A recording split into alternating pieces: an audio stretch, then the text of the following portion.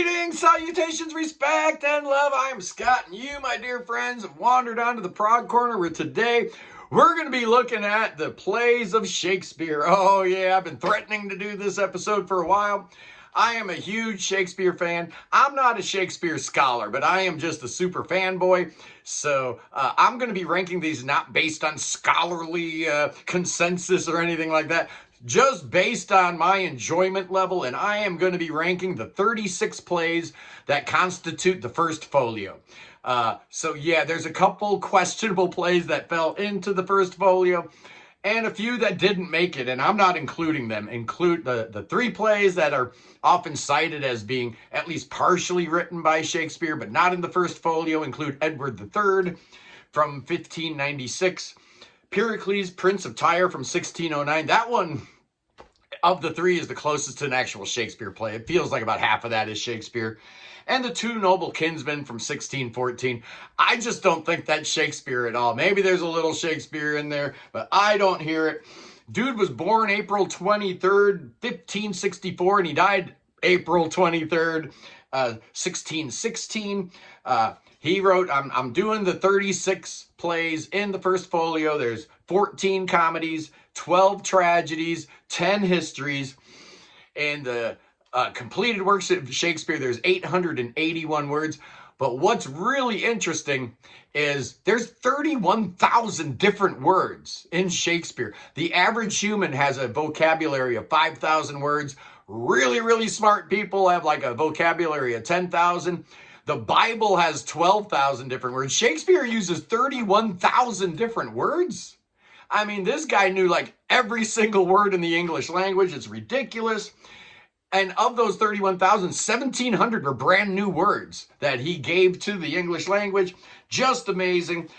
So here we go, man. With no prejudice at all, these first 5 or 6 are not very good. After that, everything Shakespeare did was amazing at number 36. I'm going with Henry VI, Part 1. This is the prequel. He wrote parts 2 and 3 first, and I guess they were pretty successful, so he went back and did a part 1 later. It's terrible. It's really not good. It was clearly written just for, the sake of pleasing the audiences or whatever. At number 35, it's Henry VI, Part 3. Yeah, this one here is a little bit better, slightly better. This tells the aftermath of the War of the Roses, and clearly it's a collaborative effort. I think all 3 of the Henry VI plays show earmarks of another hand writing it. So, yeah, as a result, not great. At number 34, it's Henry VI, Part 2. The best of the 3 of them chronologically. He wrote this one first, and it's actually got a line that people remember. Shakespeare is famous for saying, "Let's kill all the lawyers," and that's found in this play. This was the one that really did help establish Shakespeare as a real force to be reckoned with, a playwright of note, and his career definitely was taking off from there. Very popular plays, apparently. At number 33, I'm going with The Despised King John. Shakespeare wrote this in 1595, and it tells the tale of the titular King John who reigned from 1199 to 1216. And we're going through the First Barons' War. This was Henry II's father. So you got Prince Harry, who would later on become Henry III, Philip Falconbridge, the Earls of Essex and Pembroke and Salisbury, and the Pope and England and France. You'd think it'd be good, but in the end, John gets poisoned, and you just don't care. I don't care even a little bit. At number 32, it's Henry VIII. This is a later play for Shakespeare. It's dated sometime around 1613, and we do know there was a contributor here, a guy named John Fletcher. Apparently, this is parenthetically titled All Is True. And probably the most famous thing about this play is during its run, at some point, they're like blasting cannons. And the cannons set the Globe Theater on fire. So it completely burnt down to the ground. At number 31, it's The Two Gentlemen of Verona. Some people consider this possibly Shakespeare's first play. It's really hard to, date chronologically because you're talking over 400 years ago. But this is the smallest cast of any Shakespeare play. You got Proteus, you got Valentine, but honestly, it's Launce and Crab the dog that steals the show here. So when the dog is the best character in the play, probably not a great one at number 30. It's The Merchant of Venice from 1596. Tells the story of Antonio and Bassanio, and I guess they get into debt to Shylock. Yeah, Shylock. This is anti-Semitic if you could ever have, 400 years ago, I guess it wasn't that big a deal to be an anti-Semite, but, it really doesn't have a great aftertaste at all. Shylock is not a nice person. Hath not Jew eyes, and Portia talking about the quality of mercy and the pound of flesh Shylock demanded.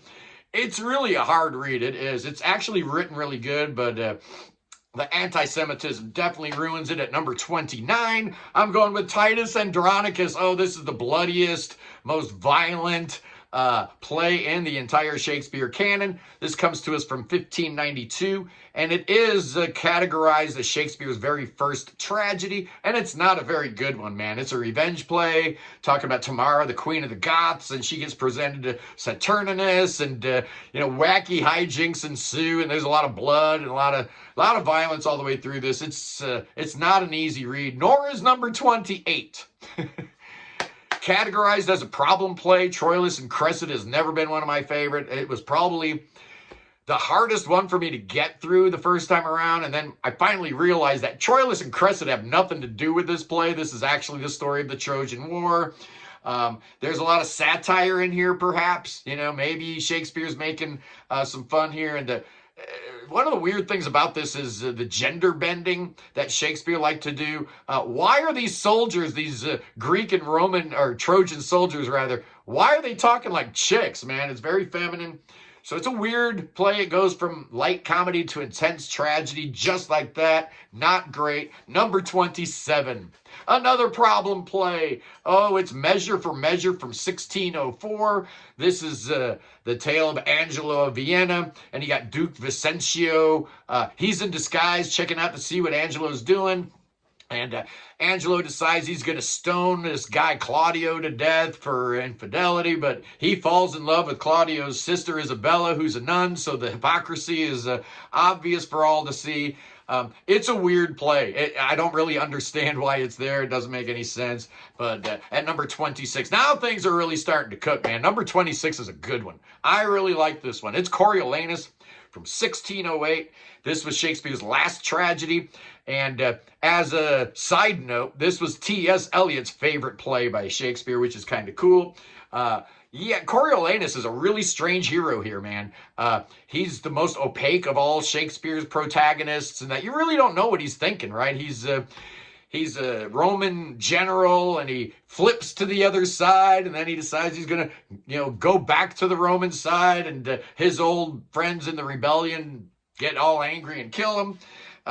Apparently, this book was banned in the 30s in France. I don't know why, but the only Shakespeare play that was not available in a democracy at number 25. It's The Merry Wives of Windsor. This is just not great. I enjoy it, but it's not a great play in that it really does feel like Shakespeare was just, putting one out a real quickie for the people. I guess Queen Elizabeth fell in love with one of his characters, dude named Falstaff, who showed up in Henry IV, parts 1 and 2, and Henry V.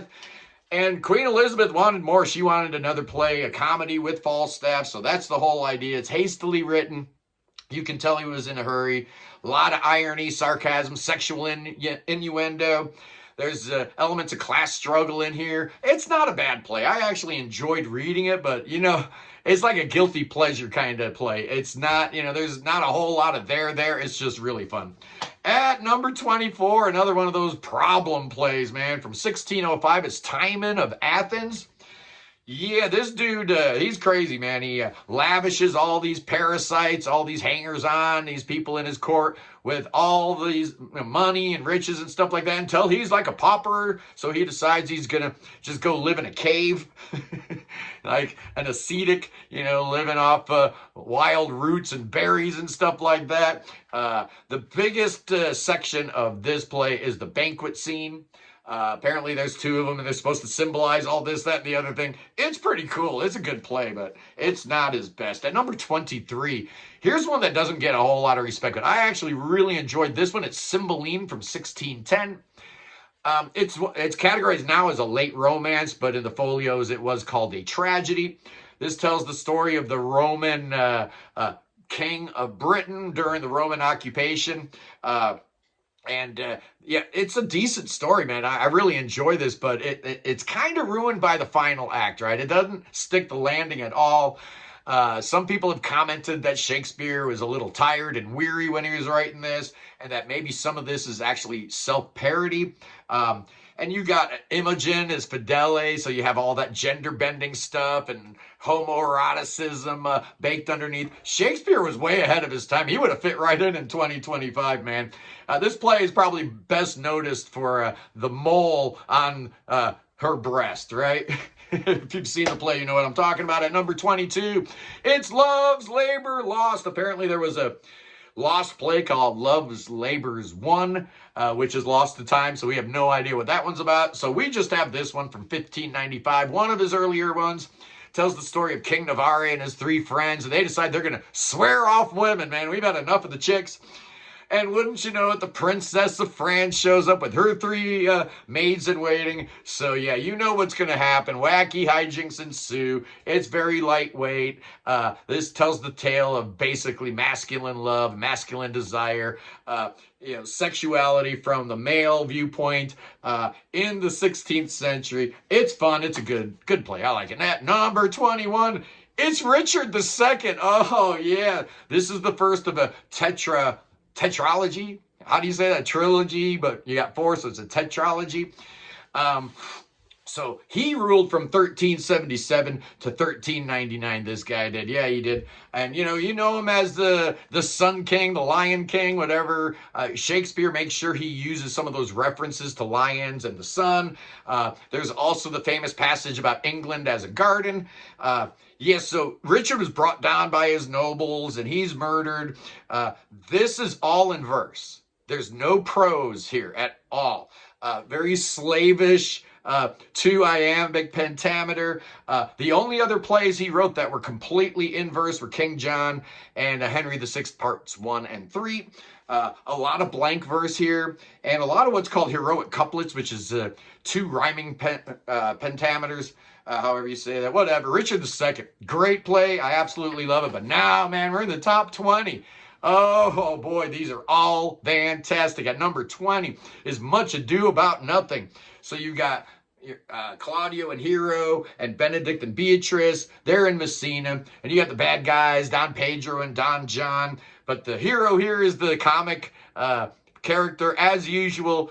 Peak Shakespeare always had those comic figures to add a little comic relief to what was going on.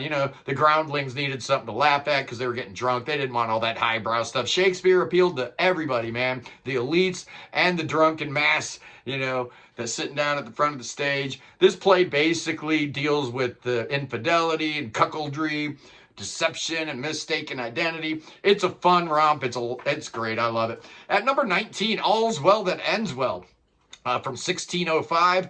This is kind of a weird play. A lot of people don't like this one, but I actually enjoyed it. Tells the story of this low-born girl named Helena, and she's in love with Bertram.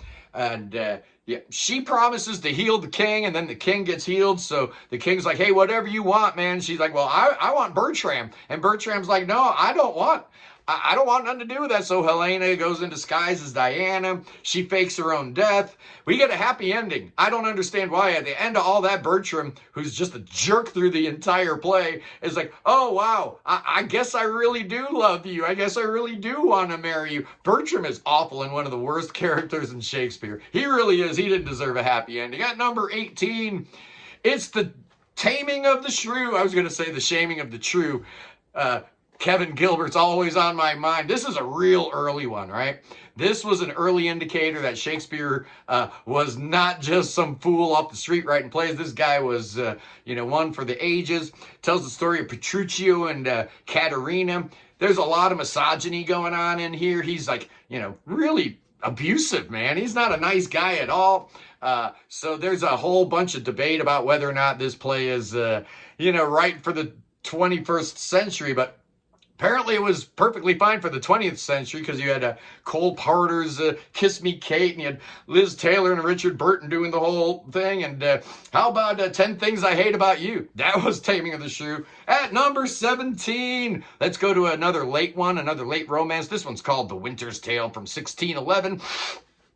Another weird one in that the first 3 acts are all like intense psychological drama, and then you get to Act 4, which is 16 years later. Acts 4 and 5 are way in the future. It's all happy and whatnot, so it is a weird thing. Apparently, Shakespeare wanted to give the crowd a happy ending here. This tells the story of Leontes, the king of Sicily, and Polixenes, the king of Bohemia, and Hermione. This was really close to the source material. Apparently, Robert Greene wrote a book a couple years prior to this, and Shakespeare just ripped it off totally. I mean, all of Shakespeare was from source material, so don't get that twisted. But yeah, this one maybe hewed a little too closely. At number 16, it's Henry IV, Part 2. Oh yeah, this was the return of Falstaff. Everybody fell in love with Falstaff on Henry IV Part 1, so we kind of tried to play him up, and we added some characters for him, like Ancient Pistol and Doll Tearsheet. There's a lot of direct parallels to Part 1, which is why I prefer Part 1. And it's just sad when Hal rejects Falstaff. It's just a sad, sad tale. Yeah, and Falstaff's health is failing, just like King IV, Henry IV. So it kind of parallels that. And then the king dies, and it sets you up for Henry IV Part 1, which is number 15, is Henry IV Part 1. This is a great one, man. I love Henry IV Part 1. This is basically Prince Hal and Falstaff just running around doing crazy stuff while, his dad is fighting a war. So Henry usurped the throne from Richard II, Hal's dad, and he wants to start a new crusade, but he's got problems with Scotland, and he's got problems with Wales. You've got a great character called Hotspur who gets everybody wants to play that. If you get cast in Henry IV Part 1, you want to be Hotspur. And the game is afoot. Yeah, I love that phrase. That came from Henry IV Part 1. At number 14, from 1594, it's The Comedy of Errors. No, not that great Scottish prog band. We're talking about Shakespeare's shortest play here. A lot of slapstick, a lot of wordplay. Again, mistaken identity is a big part of this. You've got 2 sets of identical twins in Ephesus, and they were slaves and mistresses and all this kind of stuff. This is one of the few plays by Shakespeare that actually qualifies as having perfect classical unity, whatever that means. So, the gatekeepers were happy with this one. At number 13, it's Antony and Cleopatra from 1606. Yeah, Antony and Cleopatra are clicked up, and they're fighting Octavius and Lepidus, the other 2 members of the triumvirate. But the draw here, man, is Shakespeare's actual love for Cleopatra, his painting of her as a 3-dimensional character, very complex, a lot of different phases and sides to her. Women weren't normally portrayed that way in the early 17th century, so Shakespeare was way ahead of his time. Yeah, so we've got some game playing here. I guess, Cleopatra fakes her death and pretends to be dead or whatever, and Antony gets word of it, so he kills himself, and then she gets captured, so she knows Antony's dead, so she puts the asp to her neck. She's playing games just like Juliet played games. Yeah, so the asp got the last laugh on that one. At number 12, it's The Tempest. This was the last play Shakespeare wrote all by his little lonesome. Tells the tale of Prospero and Miranda. They escape Milan. He was the Duke, I guess. He was the Duke of Milan, and the King of Naples wanted him dead. So they end up getting shipwrecked and meet all these fantastical creatures, Caliban and Ariel. I guess Prospero ends up getting some magic powers, which he renounces at the end. Forgiveness and love seem to be the two main themes here, and a lot of commentators have speculated that Prospero is really just the stand-in for the author himself, and that's a theory I definitely subscribe to. This was probably the only play by Shakespeare that had front and center like modern day things, because you're talking about America. Let's be honest. This is all about the New World, and Shakespeare really wasn't very topical, and that's why a lot of his stuff stands the test of time. At number 11, I'm going with Henry V from 1599. Finally, Prince Hal's on the throne. Henry IV died. Prince Hal gets elevated to the King of England, and we've got the 100 Years' War. The Battle of Agincourt is the big draw here. We happy few, we band of brothers, getting everybody all, jazzed up and excited to do some killing and whatnot. It ends with an allusion to Henry's death. And that, of course, brings up the, he actually brings up the Henry VI trilogy in the epilogue, try to circle it all back in. Very cool. But now we got the top 10, and these 10 are just unimpeachable, man. All 10 of these are incredible. I'll try to go pretty fast because we're running a little bit long here, but hey, we got 36 plays to get through, man. At number 10 is A Midsummer Night's Dream from 1595. Oh, set in Athens. This tells the tale of Duke Theseus and Hippolyta, the Amazon queen. And they go out in the forest and they meet all these creatures. Oberon and Titania are the fairy king and queen. And you got Puck and you got Bottom. This is just a weird fever dream, man. This whole thing is like really spacey and trippy, almost like Shakespeare was on some kind of weird psychedelic drugs when he wrote this, but it is a lot of fun. It's very lightweight. It's very dreamy. And in fact, the whole thing can be viewed as a dream. I think it is. And the main theme here is unrepressed animal eroticism. Absolutely. That's what all this is about at number 9. Oh, another good one, man. It's Julius Caesar from 1599. Of course, this tells the tale of Julius Caesar coming back from victorious battle against Pompey. And he wants to be an emperor, so, Antony tries to put the crown on him 3 times, and 3 times he says no. Kind of like Coriolanus, who hates all that praise. Caesar's pretending that he doesn't want praise, and doesn't. Of course he does. He wants to be a dictator. Who doesn't want to be a dictator?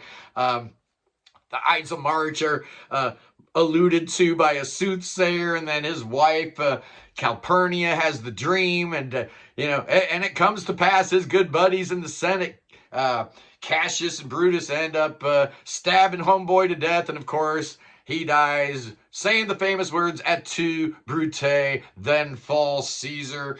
Antony gives a rousing speech. Friends, Romans, countrymen, kind of turns the tide against Brutus and Cassius. And then there's a hint at the end of the play about the friction between Antony and Octavius, which leads you to Antony and Cleopatra, which he wrote a couple years later at number 8. It's As You Like It. Oh, Rosalind and Celia flee court. They had to get out of town. I guess their uncle, was being all mean and threatening them and whatnot. So they go out into the forest where they meet some guy, some wandering traveler named Jacques, who tells that great tale about all the world's a stage. And there's a lot of gender bending here again. This is a celebration of country life. A lot of singing, a lot of songs. If you go see As You Like It on stage, like about a good 25% of it singing, which is kind of cool. About half of this is in verse, half is in prose, so you get a really nice variety of all the awesomeness that Shakespeare had in his arsenal. Absolutely at number 7. Oh, let's get all hunchbacked over. Now is the winter of our discontent. Made glorious summer by the son of York. Oh, yeah. How about that for an opening line? Can you think of a play that has a better opening line than that? I can think of one, and it's coming up here. But anyway, man, this is just such an amazing, amazing piece of work. This concludes the Henry VI trilogy. It is Shakespeare's second longest play, only to Hamlet. The Hunchback is a usurper, and he's going into battle and stuff like that, and he ends up losing his horse, and a horse, a kingdom for my horse, and Richmond kills him, and he becomes Henry VII. Oh, what a great play. It's actually a dynamite play. I love it. At number 6. I told you there was one better opening. I told you there was one, and it's the 12th night from 1601. If music be the food of love, play on. Oh, man, the first time I read that little couplet there, I'm like, okay. Okay, Shakespeare's for me, absolutely. This one tells the story of Viola and Sebastian, and they're separated because of a shipwreck, and Viola becomes Cesario, dresses like a boy, falls for Duke Orsinio, who is in love with the Countess Olivia, and Olivia falls for Viola, dressed up as Cesario. Oh, it's just a wacky tale, but the writing is so good. The characters are so engaging. And if you don't want to read it, you can just go ahead and watch She's the Man with Amanda Bynes. That kind of tells the same story. At number 5, you know what the top 5 is. You do. You just don't know what order I'm going to put them in. At number 5, it's Romeo and Juliet, the most famous of all of his romantic stories. It is a tragedy, obviously. Both characters die in the end. But what is really weird about this is the lighthearted feeling you get in the beginning. Mercutio is such a powerful character, possibly my favorite character in all of Shakespeare. And they kill him off in the third act, man. You had to kill him off because nobody cared about Romeo as long as Mercutio was spitting out lines. Romeo was like just completely a non-existent person in this play. Slavish devotion to iambic pentameter here. It's all in verse. Most of it's blank verse. And here's a little side note. There was no balcony. No balcony. She came to the window. There was no balcony. At number 4, oh, it's King Lear. These last 4 are the 4 great tragedies. You know what they are. They're considered Shakespeare's 4 greatest works, and rightly so. It's King Lear at number 4 from 1605. Oh, Goneril and Regan, such bad daughters. But there's a good daughter. Oh, yeah, Cordelia's a good daughter. So, you know, King Lear's tired, and he wants to divvy up all his possessions. And the 2 bad daughters, throw praise at him, and Cordelia won't do it. So she gets disowned, but at the end of the play, they're all clicked up against Goneril, Regan, and all their French allies and whatnot. In the end, they're all dead. They all die. Regan's dead, Goneril's dead, Cordelia's dead, King Lear's dead. But it's good, man. It's so good. At number 3, it's Othello. Oh, the great tale of revenge, sexual jealousy. Othello and his wife Desdemona get completely outplayed by Iago. You feel bad for Iago's wife Amelia all the way through this thing, but you just wonder, why is Iago so? Why is he doing this to Othello, man? Why is his heart so black? And you look at probably the most evil, duplicitous person in all of Shakespeare. He's got to be dark-skinned, really. Iago had to be a Moor, really. Couldn't just be a regular European. Okay, whatever. But besides that, you have the race relations, which I guess is a good thing to talk about, just like Merchant of Venice, talking about anti-Semitism. Shakespeare's always relevant, even when he's wrong. And Othello, man. Othello's just written so well. Yeah, even though the subject matter might be a little weird at times, it's just a masterpiece. At number 2. You can't say this play in certain theaters. It's Macbeth. It's got a curse. Apparently, a lot of people who have played in Macbeth in the UK over the years have ended up dying. So if you're a thespian in the UK, you will refer to this as the Scottish play. So Macbeth is a general, and he's coming back home after some battle, and he runs across these 3 witches with their cauldron, bubble, boiling trouble, and they tell him he's going to be the King of Scotland. So he goes home and tells his wife. That was a big mistake, because all of a sudden she's like, we got to kill King Duncan. So they do, and you know what happens. They all go crazy. They just go insane. It's such a great book, though. I love that play. But at number 1, there can only be number 1. You know it's number 1. It's one of the greatest things ever written in the history of mankind. It's the longest of all of Shakespeare's plays in terms of total words. It has the most different words, right? He uses more words, total and total aggregate of unique words. It's his most quoted play. I mean, basically just open a page in Hamlet and you've heard it before, right? I mean, it's ridiculous. It's his longest, it's his most quoted, and it's clearly his best. Yeah. Put that in your pipe and smoke it, boys. So there you go. All 36 Shakespeare plays ranked just for you kiddies. Anyway, I love you guys. Peace in the Middle East. Free Tibet. Free the Ukraine. I don't care what Donald Trump says. Ukraine didn't start that war. That's the most ridiculous thing I've ever heard.